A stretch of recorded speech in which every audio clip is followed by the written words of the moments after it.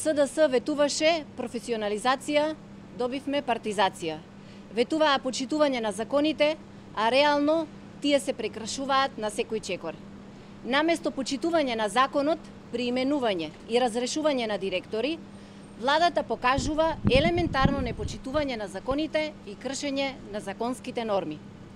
Новите директори на Управата за јавни приходи, на Бирото за јавна безбедност, на Агенцијата за храна и ветеринарство и Управата за безбедност и контраразузнавање се поставени без да се испочитува законската обврска за познавање на англискиот јазик.